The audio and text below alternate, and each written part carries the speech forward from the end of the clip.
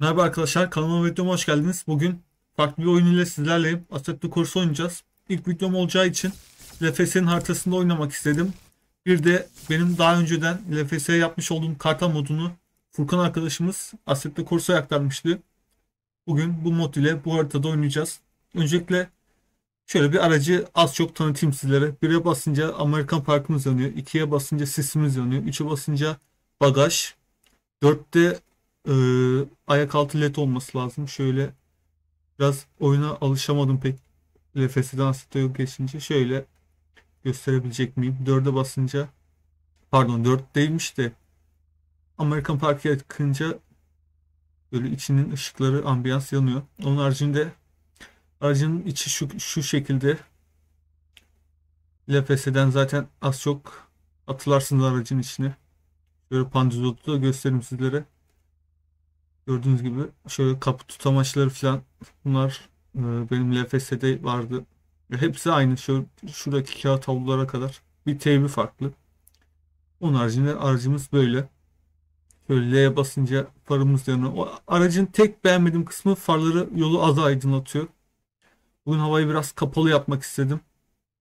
Böyle güzel bir grafik elde ettiğimi düşünüyorum. Bugün şöyle LFS'nin haritasındayız. Şöyle göstereyim sizlere. Biraz daha alışamadım oyuna arkadaşlar. LFS'den geçince gördüğünüz gibi Assetto Corsa oyununda LFS'nin haritasında ve LFS'nin moduyla oynuyoruz. Yani ben bunu daha öncesinde LFS'ye yapmıştım. Şöyle aracımızı göstereyim. Yani Assetto Corsa videoları isteyen vardı. Klavyeyle oynuyorum ben bir de arkadaşlar. Klavyeyle ayarı çözdüm. Gayet keyifli oluyor. Yani siz de isterseniz daha çok Assetto Corsa videoları gelecektir. Şöyle F1 kamerasına geçelim. Aracımız çalışıyor zaten. Şöyle bir egzoz sesimiz var. Şöyle geri vitese takalım. Şuradan az geri gelelim. Ben arkadaşlar şöyle söyleyeyim. LFS'den Assetto Corsa'ya geçince bir daha LFS'nin yüzüne bakmazsınız. Onu söyleyeyim ben size öncelikle. Bu farklı bir şey yani bu Assetto Corsa. Çok daha gerçekçi. Yani araba sürdüğünüzü hissediyorsunuz bunda. Yani LFS'de yani bildiğin oyuncak kullanıyorsunuz gibi yani.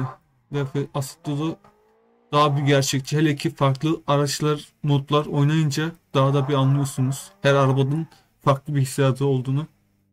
Bugün LFS'de haritasıyla oynuyoruz. Yani dediğim gibi Assetto Corsa videolarına yönelmek istiyorum. Biraz alışmam gerekecek tabii Assetto Corsa'ya. Bakalım hayırlısı böyle bir video çekelim dedim.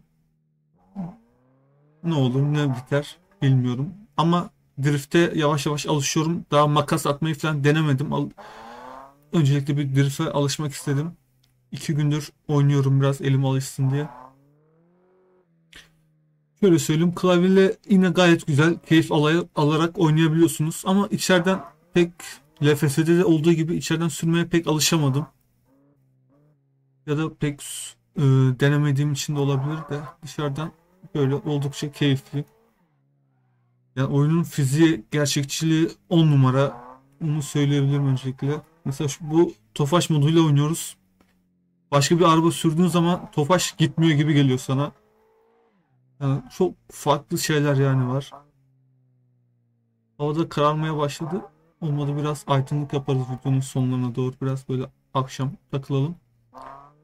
İşte 2-3 gündür dediğim gibi Assetto Corsa ile uğraşıyorum. Grafik olsun, ayarları olsun. Bir şeyler kurcaladım. Böyle en önemlisi şu klavyeyle drift atmayı, klavye ayarlarını onunla uğraşıyordum. Gayet de güzel olduğunu düşünüyorum yani. Keyif alabiliyoruz yani şöyle söyleyeyim LFS'den şu an kat kat daha çok zevk alarak oynuyorum bu oyunu. Güzel haritalar, güzel arabalar istediğiniz kadar haritalar var. Büyük büyük haritalar. Biz alışmışız küçük haritalara. Yani oyunun en güzel yanları bu bir kere. Yani öncelikle grafik. Hadi grafiği geçtim bir şekilde. Alışıyor gözünüz. LFS'ye de alışıyor az çok da. Şöyle haritalar, arabalar, yollar oldukça alışıyoruz. Şuradan ben bir havanın aydınlığını açmak istiyorum. Da mouse niye gözükmüyor onu çözemedim. Havayı aydınlık yapalım. Mouse nedense gözükmedi şu an ekranda. Belki onun bir ayarı mı vardır. Mesela onu da şu an bilmiyorum. Yavaş yavaş öğreneceğiz Assetto Corsa'yı da. Ama dediğim gibi çok gerçekçi bir oyun yani, öyle söyleyeyim. Şu plakayı da söylemeyi unuttum. Plakayı da değiştirmeyi öğrendim. Ve böyle bir farklılık olsun LFS'yi anımsatmak için plakayı da kendi plakam yaptım. Normalde her moda oluyor mu bilmiyorum ama birçok modda plakayı değiştirebiliyorsunuz. Yine istediğiniz plakayı yapabiliyorsunuz. Böyle bir LFS'yi anımsatmak için plakamızı da aynı yaptım. Yani söyleyeceklerim böyle arkadaşlar. Video gelsin istiyorsanız Assetto'dan LFS, yine LFS'den de devam edeceğim tabii ki. Bırakmayacağız LFS'yi de. Ama dediğim gibi birçok arkadaş diyordu LFS artık bitti, kalmadı. LFS devri bitti dedi. Ben de yani direksiyon setim olmadığı için Assetto'ya başlamak istemiyordum. Ama dediğim gibi yani klavye ayarı buldum. Gayet güzel drift atılıyor. Yani dediğim gibi siz nasıl isterseniz LFS yine çekeceğim ama Assetto Corsa mı daha fazla çekeyim yoksa LFS'ye mi ağırlık yine vereyim, onu siz karar verirsiniz. Şu anlık yani karışık ilerlemeyi düşünüyorum. Ya keyif aldığım videolar çektikçe sizlerle paylaşmak istiyorum. Özellikle yeni drift haritaları falan keşfetmeye başladım. Güzel güzel farklı arabalarla modlar, videolar gelebilir. Bir de şunu fark ettim. Assetto Corsa'da doğru düzgün bir Tofaş modu yok. Onu fark ettim. Yani bir bu var. Bir de Evink Baba'nın yaptığı, yani Süleyman'ın yaptığı modlar var. Onun haricinde tek tük bir tane iki tane buldum. Onlar da pek içime sinmedi. Bir de Tofaş'la drift atmak daha zor. Biraz gerçekçi yapmışlar. Motor gücünü falan. Araba gitmiyor yani, güçsüz kalıyor. Her türlü ayarı, drift ayarına çeksem de yine drift zor yani. Klavyeyle oynadığım için zor, yoksa direksiyon setiyle oynasam bir tık daha kolay olur da. Yani güçsüz kalıyor yani. Mesela bu arabayı şu an sürüyorum. Üçüncü vites, doğru düzgün gaz yemiyor. Gördüğünüz gibi bayılıyor araç. Uzun uzun yanlanmıyor. Grip atılmıyor yani. Ya da benden de kaynaklı olabilir de 2-3 gündür dediğim gibi oynuyorum. Alışmaya çalışıyorum ama zor yani. LFS'ye göre Assetto Corsa çok daha zor. Ama çok daha keyifli yani, onu söyleyebilirim. Şöyle son olarak bir göbeğe gidelim. Göbekte 2 tur dönüp videomuzu bitirelim. Bakalım. Assetto Corsa başla diyen çok vardı. Bir Assetto Corsa'yı deneyelim. Yani yorumlarınızı özellikle bekliyorum. Assetto Corsa gelsin mi diye. Grafiklerini soracağım. Böyle bir grafik ayarı yaptım. Böyle bir şey buldum, yaptım. Haritadan haritaya çok değişiyor grafik. Onu da fark ettim. FPS de yine değişiyor. Bakalım hakkını verebilecek miyiz? İkinci viteste dönüm bir çok yetersiz kalıyor. Bakalım. Dediğim gibi bir de arabadan arabada çok değişiyor. Farklı bir mod oynarsınız. Mesela 2 gün boyunca aynı modla oynarsınız. Daha sonrasında farklı moda geçince bir değişik oluyor insan, yani alışması gerekiyor. Ancak bu kadar anlayabiliyorum. Normalde başka araba sürdüğüm zaman daha iyi drift atabiliyorum da bu araba dediğim gibi gerçekçi olduğu için bir tık daha zor oluyor.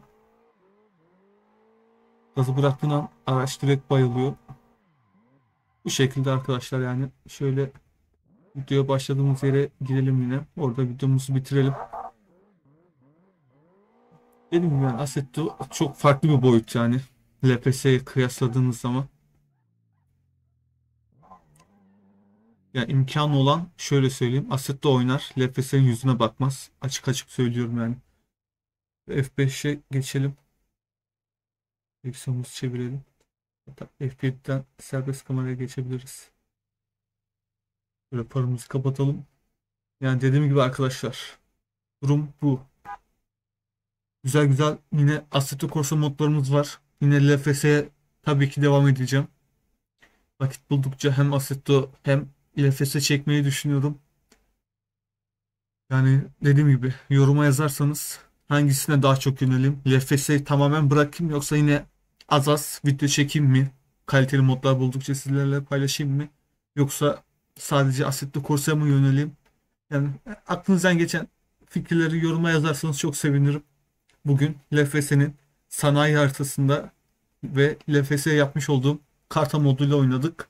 Kendinize iyi bakın. Kanalıma abone değilseniz abone olabilirsiniz. Videoya like atarak bana destek olabilirsiniz. Başka videoda görüşmek üzere. Hoşçakalın.